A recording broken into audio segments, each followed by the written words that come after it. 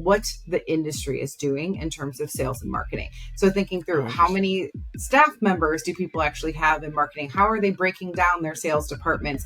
What is the marketing budget that companies have? What type of CRM are they using? Are they looking to integrate their software technologies in the next 12 to 18 months? All of that kind of stuff. So that, like you were saying, a lot of people will hire a couple marketing people and be like, go at it, like go have fun. But how do you even know what that looks like? How do you benchmark that? Well, that's the way to do that. And we've put this out every other year since like 2014. So I also like to tell people that that's all in the member portal. So you can benchmark the now, but also from the past and see how things changed. When we went to do the one in 2022 last year, I was like, well, that means that the last version of this was pre-COVID. So what questions do we have to ask now that we didn't have to ask 2 years ago?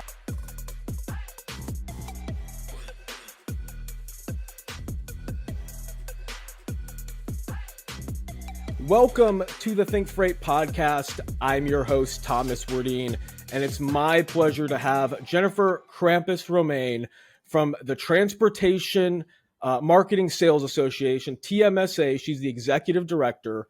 Jennifer, welcome to the ThinkFreight podcast. How are you today? I'm good. How are you? I'm doing really well. I really appreciate you coming on today. I wanted to share, kind of your story and a little bit about TMSA. I found you guys a couple of months ago, and I really enjoyed kind of having our conversations and really talking about what you guys are doing and kind of the overall mission. So I wanted to have you on the podcast and really dive into TMSA and kind of your background. And before we dive in, I know that TMSA has, you guys run 2 conferences a year, and you guys do have one upcoming here in Chicago. When is that one coming out, and what can people kind of expect if they're going to attend? Sure. So the TMSA Executive Summit is coming up in Chicago, October 11th through 12th. Awesome. It's targeted to director and above, so C-suite down to director, people who are making decisions in budget season. I do have people, it's interesting because we have people that are technically like marketing managers, but they're in charge of their departments. They're making budget decisions. They're working with their outsourced team. So I'm like, of course, that's still applicable to you. Like, it doesn't matter like specifically what your title is, but more of the action. And part of why we do that is just because the presentations, the networking is geared towards kind of that higher executive. So we just don't want people who aren't at that level to go and feel like they're not getting what they actually need out of conference. So we're opening up with a speaker. His name is Corey Shear, and he talks all about organizational trust. And I'm so excited. He's awesome. I did a LinkedIn Live with him a little bit ago, and then I just sat and talked to him for an hour after. Like, I just continued to talk to him because I caught that LinkedIn Live. It was really good. Like, I've been tuning into a lot of the LinkedIn Lives because they're really jam-packed with a lot of beneficial information. And I can't imagine if Corey's going to be there and other people like who you guys have had some of these LinkedIn chats with are going to be there and sharing a lot of that knowledge. I think it's really going to be beneficial because, like you said, it's sharing a lot of those, like from the marketing perspective too, like, and you're also looking at all these higher level people who you can connect with and really build those relationships with, whether it be, if you're a freight broker, you're a shipper, whatever it may be. There's probably going to be some people you can really make those connections with within the transportation space, because, at the end of the day, no matter what we're doing, we're all kind of salespeople for our organization. We all kind of have to put our best foot forward and really sell who we are and what we're doing. So no matter, marketing, sales, whatever it is, you're always kind of selling yourself and selling the business. So I think that's really, really cool. For sure. And so we open with Corey, and then our closing keynote is with Jennifer Karpus, who is the VP of Transportation at Ulta Beauty. And I talked to her really cool. The other day, and I get to do a fireside chat with her. So I get to interview her, but she's just awesome. And we're going to dive into a lot of mistakes that people make when trying to sell, how to prospect a little bit better to shippers, and just really, she's been in the supply chain for nearly 30 years. So she just has this wealth of knowledge and expertise. So I'm so excited for that. And it's just really shaping up to be a great event. That's really awesome because I think that one thing that a lot of, especially newer people in logistics, newer salespeople in logistics really struggle with is kind of understanding what shippers need. I know when I started in logistics 6 years ago at TQL, I really, even though I kind of knew the business after about a few months, obviously I was still learning, but I had a kind of good grasp on it. But it was the hardest part trying to figure out what shippers actually need, Mhm. because on the one side, you're constantly just selling to your actual customers, hey, I've got capacity, or you're building that relationship, but you're also needing to say, hey, like we can provide the best service, we can provide this, we can provide that. And it's not always just about that one aspect of, hey, I have trucks, because anyone can have trucks. Pretty much every broker has access to a lot of the same capacity, probably like 90% of the same capacity through the load boards, but it's that 10 to 15%, that never makes it to the load board. Those drivers, those carriers that never make it because they have those relationships, whether that be with those shippers or brokers. So I think that's going to be a really interesting conversation, to help, brokers understand, how to better prospect to shippers and understand those needs. Absolutely. I think there's also thinking through right now, because when people don't know kind of how to sell, if the industry, if the market is down, where do we Right. go? How do we turn? And when we think about sales and marketing, I also just think about your brand and your brand alignment, both through sales and marketing, but all of the customer facing teams, and what are we Yeah. doing to represent that and have those conversations. And I do think there's more overlap between sales and marketing and those other departments more now than ever. And are we doing that functionally and in a smart way, or are we kind of forgetting that people in your billing department still talking to your customers? They're still part of your brand identity. They should still Exactly. understand like your core values and representing that. People in HR, it's all kind of a piece of the puzzle. And I think that when we are representing our brand, and if we're in the sales and marketing, we're typically the ones that we're thinking about that with. But Yeah, how are definitely. we, making that brand alignment, that one unique voice for your company across the different departments, I think is good to think about too. Yeah, I definitely agree. I think being able to be a really good organization that has really good cross-functional relationships between all departments, I think is really beneficial. I know when I was at TQL, it kind of felt like all the departments were kind of just like butting heads up against each other, and it kind of felt like that way. When I was at other organizations as well, it just didn't feel like the cross organizational, alignment was there, and they just didn't really. It didn't really matter to them. It was just like you were customer facing, and we just do this or we do that. We're not the salesperson. So it just became there always became a lot of friction in some of those situations. So I definitely think that's going to be a really good conversation. Switching gears a little bit, Jennifer, I know we talked a little bit about the conference. Let's dive into a little bit about kind of your background and how you really, found yourself in the wild west of freight, right? Like, I mean, no one really expects to be like, hey, when you're 12 years old, like I'm going to be in transportation and marketing and helping that sector. So how did you really, I guess, get here? How did you get to TMSA and into helping, brokers and shippers and carriers on an everyday basis? So, I mean, it's been quite a winding road, if you will. But it's actually one of the things I love talking about in any industry, but in this industry too, is because that's where I have found my entire career is in the industrial space. Yeah.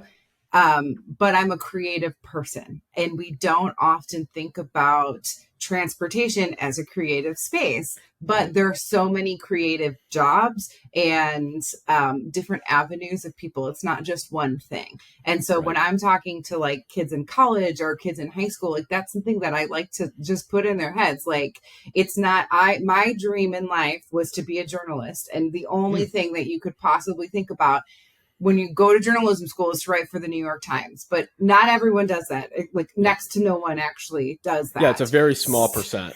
It's a very small percentage, and there's so much more out there. And so I did go to school for journalism. I was a journalist. I still do that on the side, but I found my space in industry. I wrote about tires for a really long time. I write about rubber still. And that's kind of when I first was introduced to the transportation market, just because obviously there's an alignment there. But just really thinking through that and understanding an industry. And then because I could understand an industry and write about it, because that's, I mean, a big piece of marketing is also a big part of journalism, is understanding who your reader is or who your prospect is or whatever that is. And then writing the content, shaping it so that you're informing them. And when you're doing it in marketing, you're trying to convince them of something. And when you're doing it in journalism, you're trying to be non-biased and just present information. So like how you deliver the message is different. But at the core of that, it's about understanding your audience and being able to write for their comprehension. So I was able to translate the journalism skills into marketing skills, and I became a copywriter. And I was hired at my first agency because I could talk about industry. I remember walking into a manufacturing plant and people were like, there was somebody who had like a thermometer in their hand, and there was like a big rubber thing, and they're like, what are they doing? I'm like, they're checking the cure temperature. And they're like, what do you mean? I'm like, well, because if the temperature isn't right, it's not going to cure properly, and the rubber lining's not going to be able to fill the tank to put the gas in it, and then whatever. And I remember like it was just like our marketing agency people, and we left there. My boss was like, you just made us sound so smart, because who else would know? And I was like, that's what it is, you know? And so because of that, then I kind of found my space here. And then I eventually started working in tech, and we focused in transportation. That's how I came into TMSA. Actually, I was a member and just fell in love with TMSA and what it stood for. And I came into the leadership role at the tail end of 2021. So I'm nearing my 2-year anniversary here, which is crazy. That's so awesome. Prior to that, I was a member. I volunteered. I was on the education committee. I was on the marketing committee. I joined the board of directors. And I love that TMSA is a nonprofit, and everything that it does is to give back to the industry, to give back to our members. Yeah. I love that that's such a focus that we have. And I think that sales and marketing professionals in this space need more help than ever. Because it's so fast, it changes so much, and there has to be a visibility and an honesty, but a comprehension to get out to your prospects, to get out to your customers. How are you delivering that message? And it moves fast, and there's so many pieces now. Like even our partner network is more diverse now. It's not just a marketing agency, which of course we have marketing agencies as our partner members because they're still very valuable to our marketing teams, but we have sales coaches, we have recruitment firms, we have some insurance companies, we have software, like Salesforce, like big CRM type companies. We have all of this type of support because sales and marketing professionals need all of that help now. They have an integration into those other departments that we haven't seen before. And they just need more support to do their jobs effectively, especially because even if a company in this space is large, typically their marketing department is still small. Yeah. I mean, the huge companies, maybe not so much, but we have a lot of like mid-sized companies. We have some small companies, some large companies, and they still have really small sales and marketing teams, and they have to deliver at a very competent level. And how are they doing that with such a small team? And that's what TMSA likes to help with. That's really, you touched on a lot of information, and I think that your background is very interesting. So you really started off, like you said, tires and rubber, and then really ultimately ended up like helping an organization, an association that helps logistics companies better understand sales and marketing and why it's so important, and why those traditional functions are kind of like, yes, they're still good, but you can't just have one marketing person and expect there to be the ultimate results, right? Like I've noticed this in a lot of organizations, not just a few, is that they will hire 2 marketing people, 3 marketing people, and give them a very small budget and say, go to work. and they don't understand that marketing isn't just hiring 3 people and saying your salary, you should be able to do this and make it work. It all comes down to what that company is actually willing to put into their brand. Something, we'll also touch on here shortly. It's kind of personal branding for companies, but it's really getting that brand and that recognition out there. But also, like you said, with the ever-changing landscape of freight and logistics. I mean, a year ago, the market was super hot and it was starting to cool back down. And now we're in a completely down market. That's how fast the market could shift. They basically feel like they shift overnight to going from hot to cold. So it's like you said, getting a lot of that information out there, ever-changing marketplace. How does TMSA I guess really help and support, those companies who are looking for, I guess, leadership and guidance for more of that marketing and sales experience, as these markets shift and as they realize that like our business plan 2 years ago, it can't be the same as it is now. We have to evolve and change as the market shifts. How does TMSA kind of, I guess, help those companies evolve and shift throughout these markets? Sure. So we have a couple main pillars, but the biggest thing that people come to TMSA for is networking and education. Okay. And they entrust us with that because we are a trade nonprofit. So we're not, here to make money off people. We're here, everything that we get, we put back into the association, back into the membership, back into the industry. Yeah. And then we help facilitate networking and education with resources. So we have, like you said, we have 2 conferences a year now. So we have our Elevate conference in June. We will have it June 9th through 11th, 2024 in New Orleans next year. And then we added the Executive Summit in 2022. So, but we also do like local networking events. We do networking events at other industry shows. We will go and do educational opportunities, speaking engagements at other industry shows. So a couple of weeks ago, I was at the IANA Expo, so the intermodal show, and I moderated a marketing modern intermodal panel. So that's something that I can do. I'll be at Women in Trucking Accelerate, and I'll be talking about how, so we have this kind of offshoot of TMSA where we've started to put some type of focus in DEI because we found a lot of our members are really struggling with not the DEI concept, but how to actually execute that and what can that mean from a business sense. So I'm doing a session at Accelerate talking about how you can become like a brand advocate for DEI and do it in a way to kind of get the higher ups to understand the business case of it, and that it's not just like quote unquote doing the right thing, but can actually benefit your business. And how can you do that at work? So we'll do that type of stuff, is really getting the word out. And then we have online, we do webinars, we do LinkedIn Lives to continue to push out information. And we also have a member portal. So our membership has access to that member portal. And that's going to house like every webinar we've done for the past 6 years, conference presentations. We have a benchmarking study, which is one of the biggest things that we do. And we put that out every other year. And it tracks metrics and benchmarks of like what the industry is doing in terms of sales and marketing. So thinking through how many staff members do people actually have in marketing? How are they breaking down their sales departments? What is the marketing budget that companies have? What type of CRM are they using? Are they looking to integrate their software technologies in the next 12 to 18 months? All of that kind of stuff. So that, like you were saying, a lot of people will hire a couple marketing people and be like, go at it, like go have fun. But how do you even know what that looks like? How do you benchmark that? Well, that's the way to do that. And we've put this out every other year since like 2014. So I also like to tell people that that's all in the member portal. So you can benchmark the now, but also from the past and see how things changed.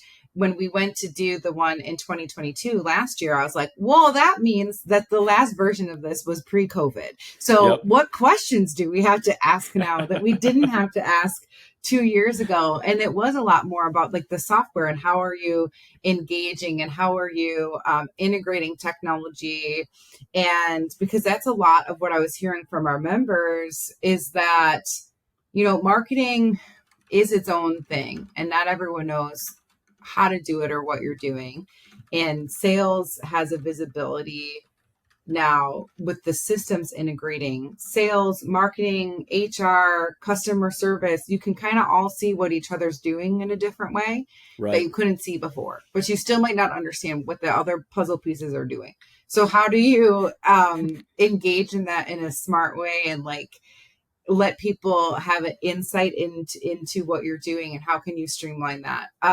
So that's the big thing that we do for our members. We have a powerhouse of an education committee that works really hard to make sure that we're presenting all of the greatest information pieces and getting stuff out. One of the other sessions that we're having at the Executive Summit is talking about like AI and generative AI and how can freight companies use that. So like that was a huge, AI has been around for a while, but like, man, has it come in hot this year, and it's moving so fast. It was actually, we touched on it at Elevate this year in June, but I mean, it from like April to June, when we had already kind of secured all of the spots for conference, it just exploded. So we did a morning show and we talked about it there because it's like, it's such an important topic, but I'm excited to be able to give it some more dedicated space at Executive Summit, but really just looking through the trends and getting the information out. But the networking is also incredibly powerful at TMSA because you can get the data and that benchmarking information, but with the network itself, then you can talk to other people that are in your roles or in opposite roles, leadership. Exactly. So we have a lot of younger members who will approach some of our more veteran members and be like, hey, like I want to advance in my career. What are some ways to do that? What are some skills that I need to do that?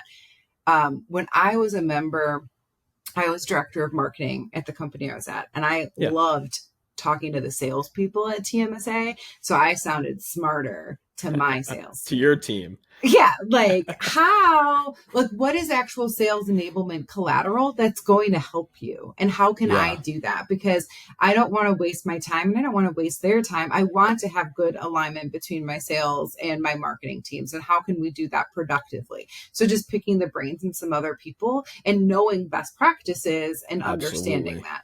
And so that's really great. The other thing that is in the member portal is we have a Trailblazer Award program, and the winning submissions get put in there. So if you are looking for a super successful driver recruitment campaign or like a sales initiative that worked, obviously people aren't going to share like trade secrets or give you like the full formula, but like enough of an idea of like, oh, this is something that they tried and it was successful, and maybe I can figure out how to make that work for my company. So it's just a really great way to get information and to engage with other people.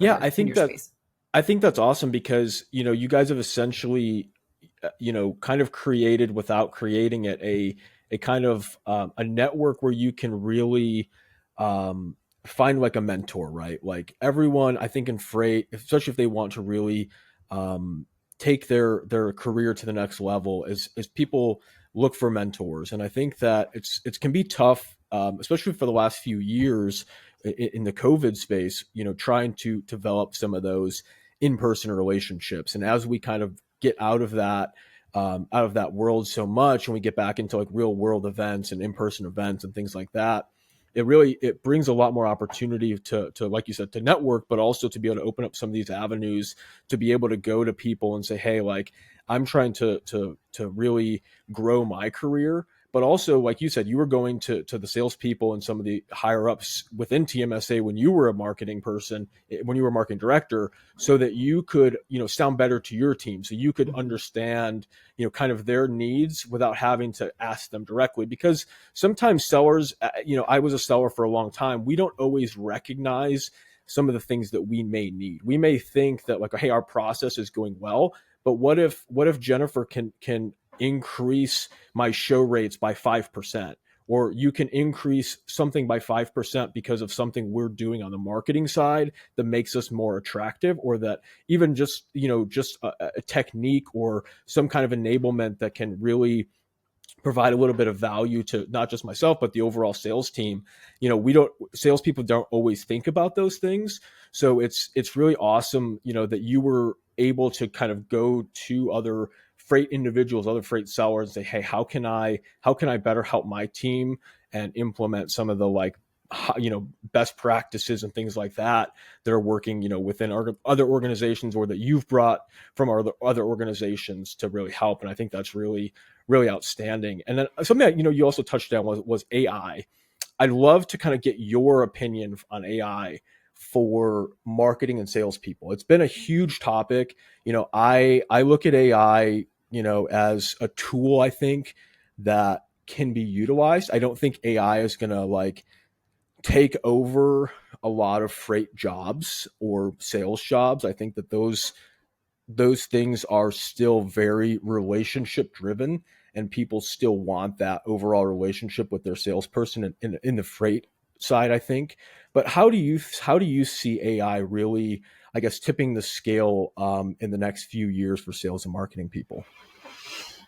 So I think that AI is a tool in the tool belt, Mm-hmm. and there there's things about AI holistically that freak me out, like Oh yeah.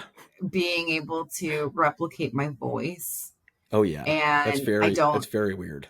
I don't love that, especially as a parent, like thinking that like Right. someone can replicate my voice and like send that to Talk to me. your But anyways, child. that's a whole, Yeah, yeah. yes, that's a whole different thing. But like, I do think I always like to say that because I do get excited about some of the capabilities of AI, but I also just Absolutely. like to preface that like it freaks me out too, and I'm not Well, afraid and to say that. but here, just to go off on that a little bit, a lot has been talked about in the industry lately about fraud. And Mm-hmm. I can see, AI, I used about 10 of my podcasts and put them into AI, and it came out with a very realistic sounding version of myself, to where if I had maybe run 15 or 20 more podcasts or my, conversations through it, it may have been pretty dang accurate. So it doesn't take a lot to really be able to say, to be able to get these AI algorithms and these AI bots trained to be able to do things like this. And I can see a world or potential where a lot of these double brokers are now sounding American. They're now sounding like real people here in the US, and not, in other countries. And when you can kind of tell some of those operations. But I think that that's going to pose a big threat to some bigger executive style companies, where they have their CEO or their bigger executive team are very outspoken online, do a lot of podcasts, and those things can maybe be used in the future to say, hey, how can we call this logistics company and get them to wire us money, or to do this or to do that. We've seen that happen already, like a couple of years ago with like a bank CEO. They fraudulently used this guy's voice to be able to scam a couple, I think it was like $10 million out of a bank account in the UK somewhere. So I think that, just on that level, it really can be a disruption to the industry. But like you said, I think that it overall is a good tool in the tool belt, but some of those nefarious actors are going to still get a hold of it and do some negative with it. But I agree on like that part. Like it's scary in some aspects, but it's also like I kind of fangirl over some of it, because it's like, holy crap, like I can, for some of it, I can just take a video or a podcast that I do and put it into AI, and it'll give me 25 clips of the best, clips that we've done. So it's like, in some of those aspects, man, it saves me a lot of time, but it's Mm-hmm. also very scary, very scary too. Yes, I think that the time efficiency is the huge piece with AI, Yeah, because I do think that there's an expertise and an understanding of the industry that is still going to be prevalent and still going to be needed. And definitely. I use AI for like if I'm writing blogs, and I am like I just like it'll write something, and then I kind of am more of an editor then, because Right. I edit it, and I edit it substantially. I never really just take that AI version and post it And to the post it. Right. site, because there's pieces that don't make sense, or like, no, I wanted to say this, or like whatever. But I'm very, even though at my core, I'm a copywriter, I'm a journalist. I don't have the time always to dedicate Right. to it.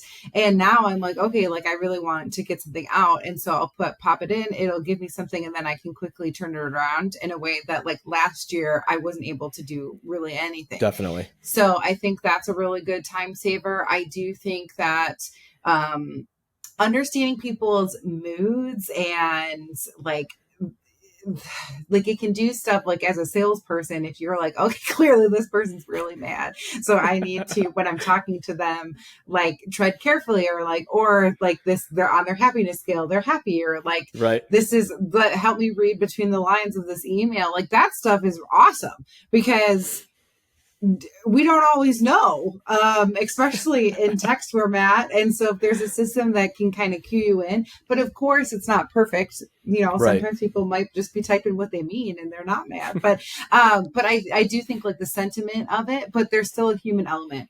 And Definitely. like that's what you said at the beginning of this. Like it is still relationship. It's not just transactional.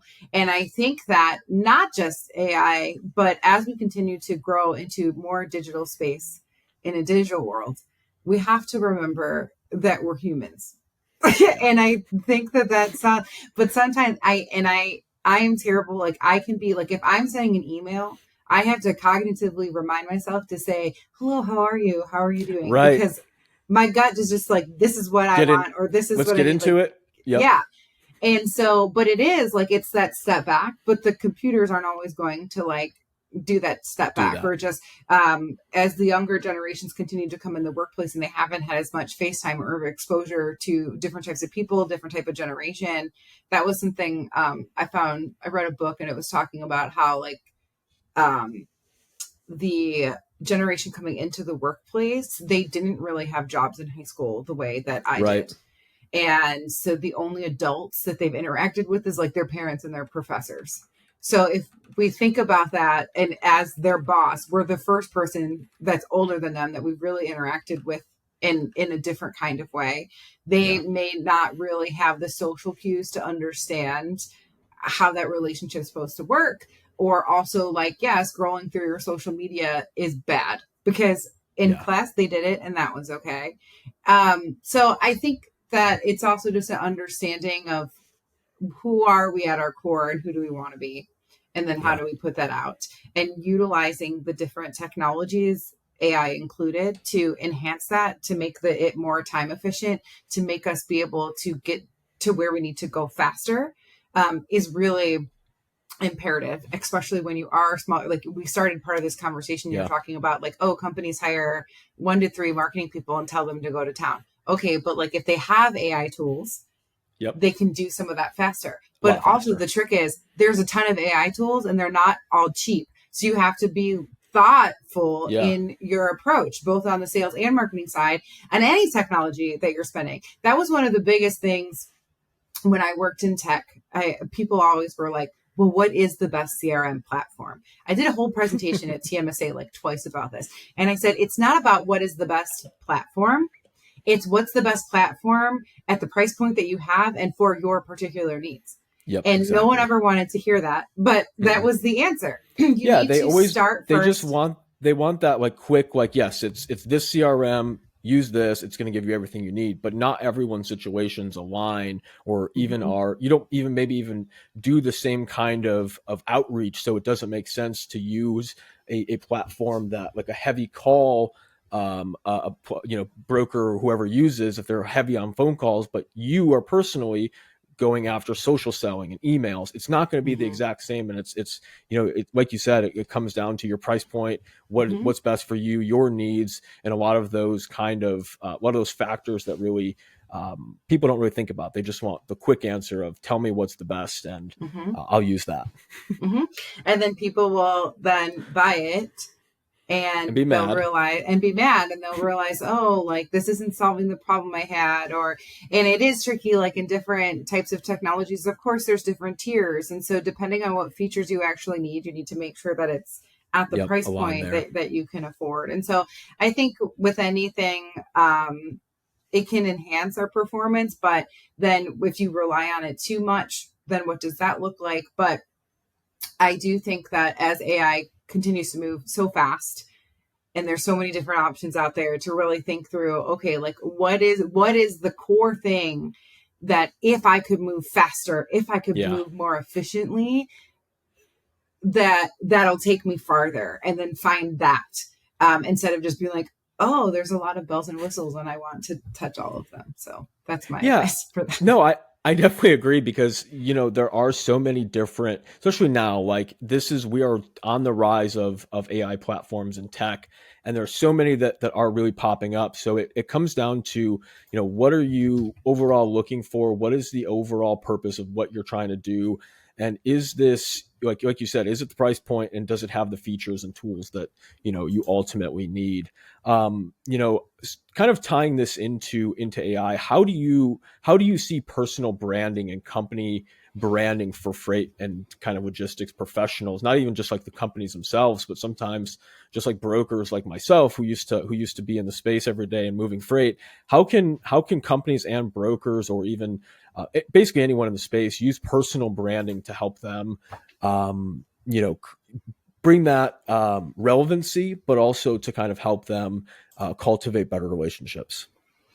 I think that one of the important pieces is to understand that there is a quest or a desire for a realness or authenticity.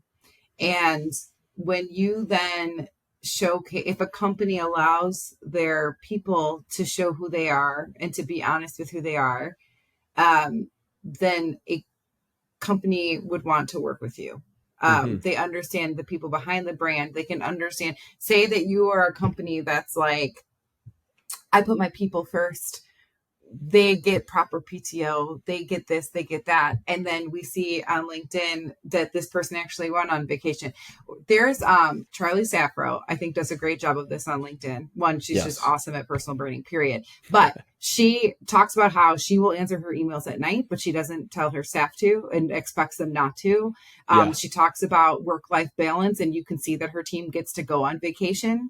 She congratulates whenever they have babies, their work anniversaries. They do all that she's stuff. She's always posting about like new hires. Like, I think that is one of the like best things. Charlie will actually be on the podcast here in about 2 weeks, and we're gonna be talking a lot about like some of those personal branding things and things that she does, because I think it's so cool, because you don't see a lot of executives and high level people engaging with their employees to that level, especially with things like new hires and things like that. That was something that really shocked me, was seeing posts like that coming from her. Like, that's extraordinary, and it really shows and builds, I think, a culture of people that want to be there, want to really dive into your mission and help you forward, because they see and they feel that their words that are written and the things that they preach aren't just BS, and they're truthful to what they say. They actually mean it. They go above and beyond, and they go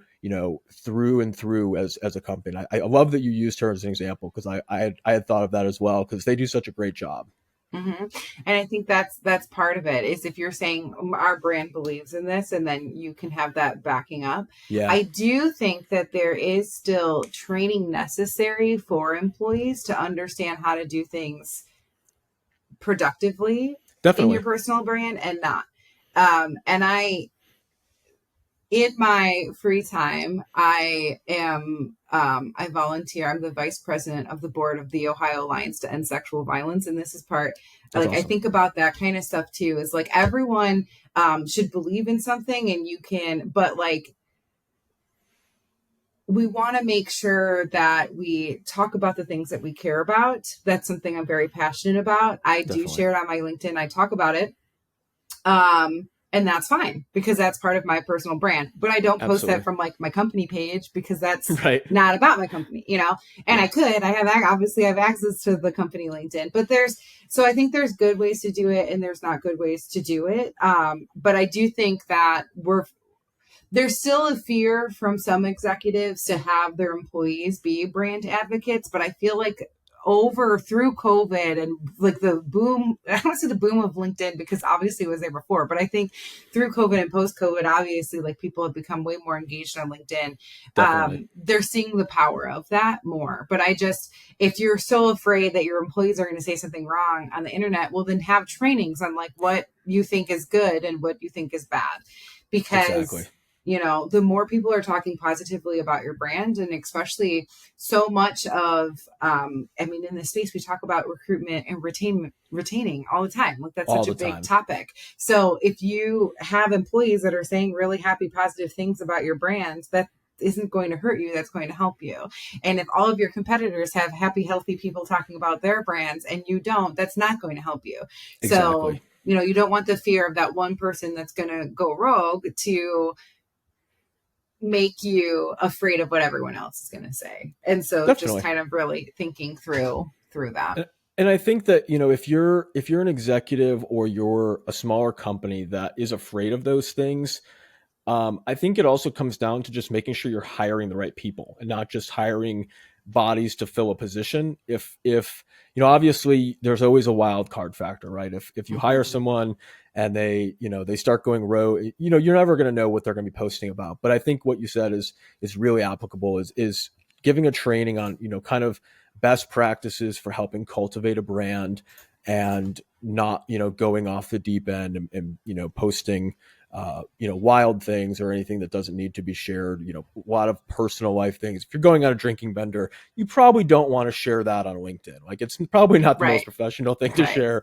I think that even a lot of companies struggle with kind of cultivating that brand. So I think that as we kind of continuously evolve in the space of social media for companies now that TikTok has become so prevalent for brands and all these other avenues, I think that a lot of companies are going to start having to push a lot of personal branding and company branding towards their professionals, because it is so important to kind of have that forward facing salesperson and marketing person to show, kind of you guys walk the Yeah, walk. I think too, our personal and professional lives have blended together in a They way have. that didn't exist before, and I don't see that going away. Yeah, So, and just kind of accepting that is a piece of that too, because yes, like you can have a personal, mostly my Facebook is personal, but I share things that TMSA does on there too. yeah, But it's all part of your public persona. And now if you're a professional, people are going to see that. So you have to think through like what you're putting everything you out there, post. Yeah, everything that you post. And that's just the best practice. But yeah, I think that as we bleed together, and not that you want your job to be your only piece of your identity, but it's definitely a part of it. And so it's a piece of your life and you want to be able to talk about it, and hopefully definitely. you are going to say positive things. And as a company, you should embrace if your employees care about your company so much that they do want to be an advocate for it, and just kind Definitely. of walking through that and seeing the best practices for your company to do that. No, I definitely agree. And Jennifer, we've kind of we're going over time here a little bit. I apologize. As we start to wrap up here, I'm gonna put you on the spot a little bit and ask you what your maybe favorite book is that you read in the last 2 months, and maybe why it was such a good book. And then we'll kind of close up here, and I'll let you work on some TMSA stuff instead of more Yes. podcasts. My favorite book. So I've actually been on like I read a lot of business books at the beginning of the year. So then I went through not business books. Yeah. So I read a lot when I was on vacation of not professional books, but The Silent Patient, if you haven't read that, I've heard that's really good. it's very good. But in terms of business books, so I've read Jesse Cole's books, the owner of the Savannah Bananas, who Okay. I got to meet because his president was our opening keynote speaker at Elevate. Oh, But that's cool. they were awesome. But that's always really good. They have such a unique branding story. And then a new type of diversity. I can't think of the guy's name. off the top of my head, I want to say his name is Tim, but I read that this year and it was very powerful. It's the one I was talking about when they were talking about like the people coming into the job market now and how they haven't had jobs. Yeah. And like because like I just think about all the life skills I got. Like I worked at a donut shop for like 12 years of my life, like all through high school. And I worked by myself and I worked with other people and I had to deal with all different types of customers. And like I dropped an entire tray of sprinkled donuts and like the hurt that has on your soul, but like how you overcome those things and like all of those feel things. That pain, but I do. It was like a really long time ago and I still think about it. Yes, like working with people that are older than you, having a boss, like all of those life skills I learned, and they just don't have that. So when we feel like they're green, well, because they are, but then how do we get them up to speed and not judge them for that, but just understand? And then also, like if you are judging them, think about how you're raising your own child, because that's really where it comes down to. Like if you're, because a lot of those parents were like, school is first. Get your education. Don't worry about having a job, which is great. I mean, I get that thought process. But you know, that there's a job is just as much learning as, a job is just as much learning as school is, in my opinion. I think that honestly, outside of schooling, I think I've learned far more, doing and being hands-on and being in my professional career than, what school could have taught me. It gives you, school has a really good place, right? It gives you a lot of the structure that you need and a lot of examples of things in the real world. But once you get into the real world, those examples are really kind of a moot point because they're not even close to being the same. They're not even close to being the same. So I think that it kind of comes down to just kind of giving those people those experiences and realizing that not everyone has the same life experience, especially as the younger generation. Like you said, a lot of them come up with, their parents had to work so hard, from 15, 16 years old. I had to, I started high school and got my first job. Like it was just like, I had to do it, to have spending money, to go out and do things that I wanted. Like my parents and my grandparents were like, once you hit this point, like we want you to have this experience. So I think that not everyone has that, but going ahead and realizing that you can still create those experiences and really help people professionally, even if they are so green. Well, Jennifer, it's not that they won't get there or they can't get there. They aren't going to be good employees or whatever. You just have to know their entry point, and everything's but they'll understand technology in a way that you don't. They'll understand so much. They can know how to multitask. They, like there's other things, and we just have to find the good and the bad for everybody. Exactly. Because, whether it be someone who's 22 or they're 35 or 55, everyone's going to have their pros, their cons, their advantages. And it's just, it's about being a leader who can basically, best extract those best points from that person and utilize them to their fullest advantage and help give them skills along the way. Jennifer, I really appreciate the time today. I apologize for being a little bit over time, but I think it was a really good show, and I appreciate you coming on and spending some time with us. Where can people find you online, and how can they find TMSA and the conference? So TMSA, you can go to tmsatoday.org if you're looking for the conference, events.tmsatoday.org. You can find me on LinkedIn. My name is Jennifer Karpus-Romain. And then TMSA has a LinkedIn, a Facebook, a Instagram, a X or Twitter, whatever we're calling it these days. I'm waiting for it. I know that the brand on Twitter is switched over, but it's still weird, but it's still a weird thing. It's still weird. Awesome. Well, all the links for Jennifer and TMSA will be in the show notes and in the comments on YouTube. If you guys like today's podcast, don't forget to give it a thumbs up or rate it 5 stars on YouTube, Apple Podcasts, or Spotify Podcasts. And don't forget to check out our Monday and Wednesday newsletters. Those drop around 8 to 10 a.m. ThinkFreight.io, and we'll catch you guys next week. Thank you, Jennifer. Thank you.